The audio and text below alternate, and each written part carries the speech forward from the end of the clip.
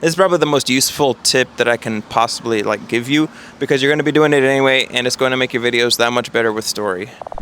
My favorite videos on YouTube are ones that have a good story. They're ones that have multiple different layers, and it's more than just a surface level thing. I think that's honestly kind of crucial when you are making a story that's not like a gear review or a product review or teaching somebody something. If you're doing anything else, I think it's really critical to have more than one storyline and to have a nice balance of shorter stories within a video, but then also have a longer arching story or theme that all of the other stories kind of point to. To me, that's what a good video entails, and that's what I try to do with most videos that I make. Now, some days some days are more literal than others, but there are a couple of things that I do that are really easy and really practical to help just elevate your storytelling, right now.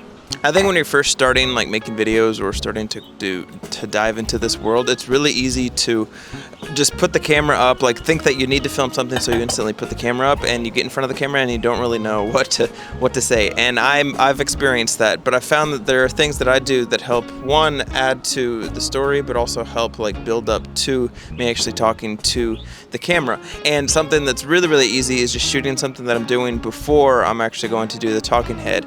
So what you just watched right here was me making coffee and getting breakfast ready. Well, I was gonna do that anyway, and me including that in a video gives more context, gives another smaller story of me starting to make breakfast to me finishing breakfast and sitting on the patio eating the breakfast. That's a small story within this bigger story of this video, and that smaller story helps guide you to this location, so it doesn't feel like I just started the video here or I just randomly ended up in this spot. You have context and reason why I'm actually here talking to you, and instead of sitting out there at the park or sitting in my apartment, it gives you reason for me being out here. And doing that is incredibly effective. If you watch any of my videos, then you'll see that a lot of times they start with me making breakfast or me on a walk or something else. It gives me context to help frame where my talking head is actually going to be, or it gives me context and helps me frame what the actual story is going to be.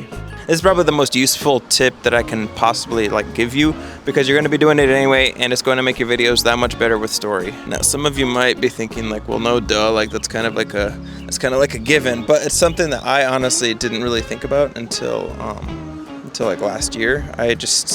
I had always kind of seen other people do it, but I didn't really understand the reasoning behind it or the why. And once I figured that out, then it kind of all made sense, and I was able to build on top of that.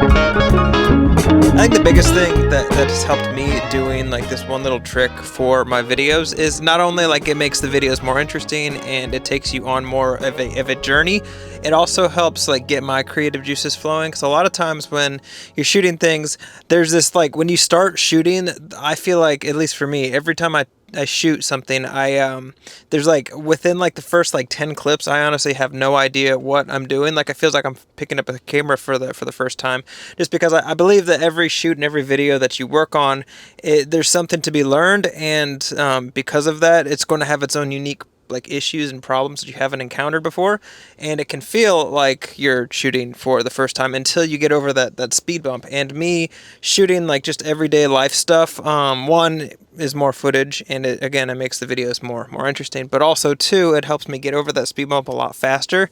Every time that I've had a video that I feel like it's not nearly as good is when I let that intimidation or just being scared or whatever, I let that affect my judgment, and typically I don't start shooting in the mornings. I'll start shooting after lunch. I feel like those a lot of times aren't as good, and I don't know why. Maybe it could just be as simple as I don't have a lot of the B-roll and a lot of the micro stories, so to me it just feels off and feels weird. But I think doing that just makes the videos, like I said before, have a lot of just moving parts and a lot of intricacies that help keep you engaged. Now there's a bunch of there's about a million other things that you could do, like being able to like narrate in a way that feels like personal but not like too rambly. Music choice and like just where to put drone clips if you need them, where to put text within videos. There's a million things to go into it, but that is something that I don't know. I was just thinking about it, and it's made my videos I think a lot better. And it's a really easy way to incorporate different stories and different journeys and like to entertain your audience or whatever.